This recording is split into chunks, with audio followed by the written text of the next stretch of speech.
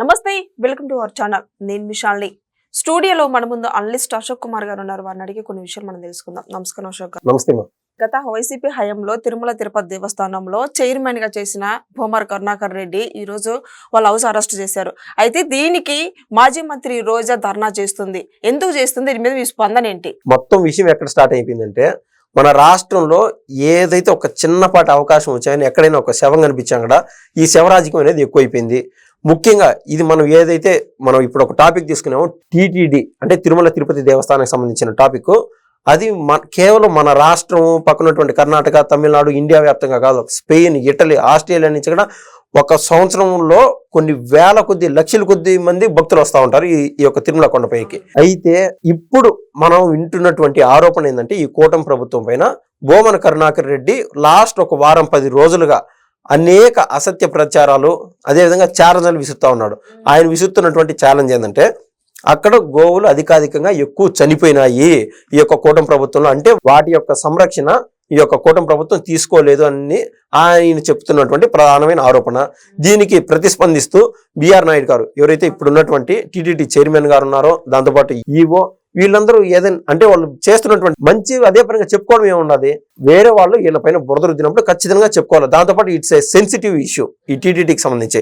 కాబట్టి ఈ యొక్క కూటమి ప్రభుత్వం కూడా ప్రతిస్పందించి, మీరు ఏ ఛాలెంజ్ విసిరినా మేము సిద్ధమే, మేము ఎందుకంటే పూర్తి స్థాయిలో దేవుడికి మేము పూర్తి స్థాయిలో అంకిత భావంతో మేము సేవలు అందిస్తా ఉన్నాము, మేము ఏ తప్పు చేయలేదు, ఏ ఛాలెంజ్కైనా సిద్ధమన్నారు.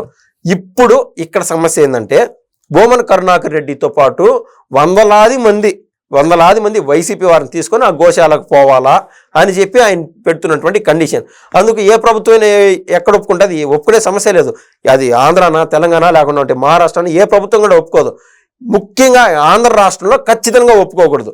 ఎందుకంటే మొన్న మధ్య ఇదే టీటీడీకి సంబంధించి 6 మందో 7 మందో ఫేక్గా, అంటే గేట్లు తెరిచేశారు, టికెట్లు ఇస్తున్నారని చెప్పి ఫేక్ ప్రచారం చేసి ఆ యొక్క మానవ ప్రమాదం, అంటే అనుకోకుండా జరిగినటువంటి ఒక ఉపద్రవంలో 6 మంది 7 మంది చనిపోయినారు. ఆ రోజును కూడా ఏం చేశారు, కొంతమంది గాయపడి హాస్పిటల్లో ఉంటే రోజా చేసినటువంటి వాలకం ఏంటో చూసాం. ఇదే కరుణాకర్ రెడ్డి సంచుల్లో డబ్బులు పెట్టి ఆ యొక్క పేషెంట్ల దగ్గరికి పోయి ఇచ్చి, ఇది కూటమి ప్రభుత్వం చేసిన తప్పు అని మీరు చెప్పండి మీడియాకి అని చెప్పి డబ్బులు సంచులు, వాళ్ళు గాయపడి హాస్పిటల్లో ఉంటే డబ్బులు సంచులు అందియడం ఏంది? అదొకటి పక్కన పెడితే, జగన్మోహన్ రెడ్డి ఏదో పార్టీ ప్రచారానికి పోయినట్టు ఒక ఐసీయూలోకి ఎంతమంది పోతారండి? 40 మంది పోతారా? ఒక్కరు ఇద్దరికి అలో ఉంటుంది. అక్కడికి పోయి పేషెంట్లు బెంబేలెత్తిపోయే విధంగా జై జగన్ నినాదాలు చేయడం కానీ, ఈ పోకడలు చూసి ఈ శాంతి భద్రతలు కట్టుబాటులు అంటే వాళ్ళ పరిధిలో ఉండాలంటే అక్కడ ఉన్నటువంటి ఎస్పీ ఏం చేశాడంటే, కేవలం మీ సైడ్ నుంచి ఒకరు పోండి, మీతో పాటు మీ ప్రతినిధి బృందంలో ఒకరిద్దరు తీసుకెళ్ళండి అని చెప్పినారు. ఇదే విధంగా ఈ యొక్క టీడీపీ వాళ్ళని కూడా అదే చెప్పారు. టీడీపీ వాళ్ళని కూడా అదే విధంగా వెళ్ళినప్పుడు అక్కడ నిజాలు బయటపడతాయి. ఇది పోలీసులు పెట్టినటువంటి కండిషన్. మేము అందరూ వస్తే వెళ్ళిపోతాము అని చెప్పి అక్కడికి పోయి ఏదో రాజకీయం చేయాలని చెప్పి ఆయన కుతంత్రం ఏదైతే ఉందో అది ఫలించలేదని చెప్పి ఆయన హల్చల్ చేస్తా ఉన్నాడు. అందుకు ఆయన హౌస్ అరెస్ట్ చేశారు శాంతి భద్రతల సమస్యకు. ఇప్పుడు రోజే ఇన్వాల్వ్ అయిపోయింది. ఎందుకు? గతంలో టికెట్లు అమ్ముకునిందని చెప్పి 1000 కోట్లు సంపాదించిందని చెప్పి మనం వింటానే ఉన్నాం. తిరుమలలో అంటే ఒక రెస్ట్రిక్టివ్ మోడ్లో భక్తులు పంపిస్తూ ఉంటారు. ఏది 10 మంది 20 మంది అట్లా, అంటే స్లాట్లు వారీగా. అట్లా కాకుండా 200 మందిని అంటే టికెట్లు అమ్ముకొని డబ్బులు దండుకున్నటువంటి రోజా, అంటే నగిరి ప్రాంతంలో ఆ ఫ్లాట్లు అమ్ముకొని అంటే ప్రజల యొక్క భూమిని సేకరించి, అదంతా వేరే విషయం. కానీ దేవుడికి కూడా అపచారం చేసింది రోజా. ఆవిడ రోడ్లపైకి వచ్చి ఆవిడ ధర్నాలు చేయడం చాలా హాస్యాస్పదంగా ఉంది. ముఖ్యంగా ఈ ఇష్యూలో మనం చూసినట్లయితే 260 మంది ఉన్నారండి. ఎందుకు? 2660 గోవుల్ని సంరక్షించుకోవడానికి. అంటే మనం విభజించి చూస్తే ప్రతి 10 ఆవులకు, అంటే ప్రతి 10 గోవులకు ఒక్క సంరక్షకుడు కన్ఫామ్గా ఉన్నాడు. ఈ తిరుమల తిరుపతి దేవస్థానం అంత పవిత్రంగా చూసుకుంటుంది. కానీ గతంలో ఏ విధంగా ఉండింది? ప్రతి యావరేజ్గా, అది వైసీపీనా టీడీపీనా ఇంకొక ప్రభుత్వం అనేది పక్కన పెడితే, యావరేజ్గా అంటే వృద్ధాప్యం, వయసు ఎక్కువైపోయి చనిపోయే ఆవులు కొన్ని ఉంటాయి, లేదా కొత్తగా పుట్టే కొన్ని దూడలు ఉంటాయి. ఆ రకాన్ని చూస్తే ప్రతి నెలకి 10 ఆవులు చనిపోవడం అనివార్యంగా కనిపిస్తుంది మన తిరుమల తిరుపతి దేవస్థానానికి సంబంధించి. కానీ గతంలో వైసీపీలో 30 అంటే ఒక నెలలో 30 ఆవులు చనిపోయినాయి. ఈ రకాల వైసీపీ హయాంలో నడిచింది. మనం ఒక రకాన్ని చూస్తే వీడియోలు కూడా సోషల్ మీడియాలో హల్చల్ చేస్తూ ఉన్నాయండి. ఒక గోశాలలో ఏం చేస్తున్నారంటే, మంచి నీరు ఇవ్వాల్సిన చోట ఆ నీళ్ళలో పురుగులు పడి, అంటే నీట్గా క్లీన్ చేయకుండా ఉంటే వర్షపు నీరు వల్ల పురుగులంటూ పడతా ఉంటుంది. పురుగులు, పాచి, ఇదంతా చాలా చెత్త చెదారంగా ఉంటుంది. ఆ నీరు తాగి ఖచ్చితంగా అనారోగ్యానికి గురవుతాయి. ఆ విధంగా వాళ్ళు చూసుకున్నారు. అక్కడక్కడ అప్పుడు 10 గోవులకు ఒక సంరక్షణ ఉన్నారు. కానీ వాళ్ళు ఆ రోజు ఏం చేస్తా ఉన్నారు, ఈ తిరుమల తిరుపతి దేవస్థానం కేంద్రంగా డబ్బులు దండుకోవడం, అక్కడ ఒక శారదాపీఠం పెట్టి అక్కడ బ్యాక్ ఎండ్లో డబ్బులు కోట్లాను కోట్లు శారదాపీఠానికి డబ్బులు పంపించి ఆయన ఎక్కడ పోయినాడు కూడా తెలియదు. వాళ్ళు తప్పులు చేయకుండా ఉంటే ఎందుకు తప్పించుకొని పారిపోయినాడు, శారదాపీఠం పీఠాధిపతి ఎందుకు తప్పించుకోమైనాడు, ప్రతి దాంట్లోనూ. ముఖ్యంగా ఇదే భూమన కరుణాకర్ రెడ్డి గురించి మనం చూస్తే అక్కడ తిరుమల తిరుపతి దేవస్థానం తరఫున ఈ యొక్క ప్లాస్మా టీవీలు పంచినాడు. అదొక పెద్ద కుంభకోణం. ఇంకో రకాన్ని ఇందాక చెప్పాను కదండి, ఒక గోశాలలో ఒక నీరే సరిగా చూసుకోలేదని, ఆ రకాన్ని ఒక గోశాలకు సంబంధించి ఆహారం ఏర్పాటు చేసేదానికి, అంటే దానా, ఆ దానా కోసం 75 లక్షలు ఆడ తీరా అక్కడ పోయి వీడియోలు ఫోటోలు పోయి తీసుకొని మీడియా పోయి చూస్తే అక్కడ ఏ ఒక్క గోవు కూడా లేదు. అక్కడ గోవులు ఉన్నట్లు అక్కడ దానికి సంబంధించి బిల్లు వేయడం, ఆ 75 లక్షలు వీళ్ళు దండుకోవడం. వెంకటేష్ గారితో ఒక సినిమా ఉంటుందండి, నమో వెంకటేష్ సినిమా పేరు. దాంట్లో ఏముంటుందంటే ఇదే మాదిరి, అంటే భూమన కరుణాకర్ రెడ్డిని పోలిన ఒక క్యారెక్టర్ ఉంటుంది. ఏమని చెప్తాడంటే, ఒక అతను జేపీ గారు క్యారెక్టర్ చేశారు. అది మనము ఉన్న పళ్ళంగా 1000 మంది అనాథలకు మనము సేవ చేయాలంటే 3 పూటలు తిండి ఖర్చు ఎంత అవుతుంది అని అడుగుతాడు.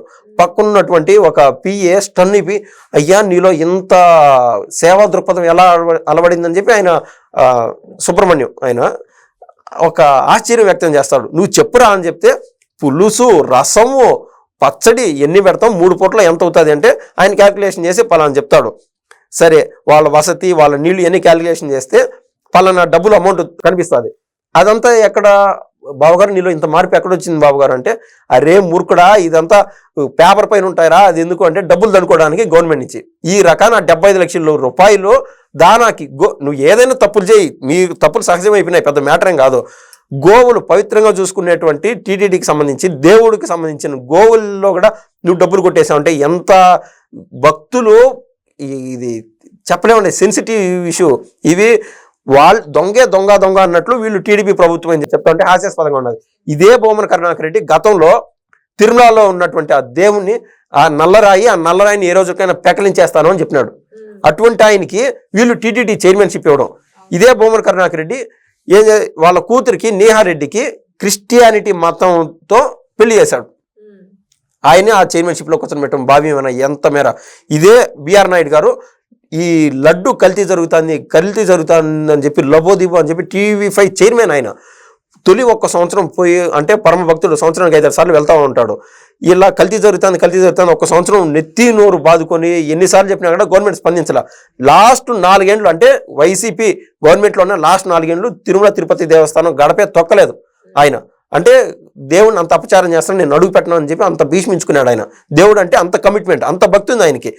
ఇదే భూమన కరుణాకర్ రెడ్డి చైర్మన్ కదా, అక్కడ కొన్ని వేల మెట్రిక్ టన్నుల కొద్ది చెత్తా చెదారం అక్కడ ఉంటే దాన్ని కూడా క్లీన్ చేసే వాళ్ళు ఎవరు లేరు. కానీ దేవుడికి సంబంధించిన డబ్బులు వస్తూ ఉంటే ఒకరోజు ఒక లాభారం అని వేస్తూ ఉంటారండి. దానికి సంబంధించిన రోజుకు ఒక 10 లక్షలు డబ్బులు వస్తాయి. ఆ 10 లక్షలు ఎట్టమైనా ఎవరి ఖాతాలో పోయినా కూడా తెలియదు.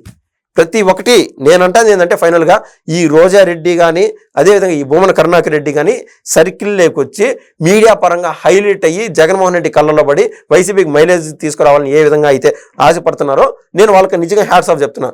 ఇది ప్రజల్లో చర్చ రావాలా, వీళ్ళు చేసినటువంటి ఏదైతే ఈ దేవుడికి అన్యాయం చేశారో ప్రజలు ఖచ్చితంగా చర్చిస్తారు. హిందూ సమాజం అనే కాదు, మానవత్వం ఉండే ఏ మనిషి కూడా వీళ్ళు దేవుడికి చేసినటువంటి అపచారం రాజకీయంగా వాళ్ళు మైలేజ్ తీసుకోవాలనుకునేదాన్ని క్షమించరు. ధన్యవాదాలు.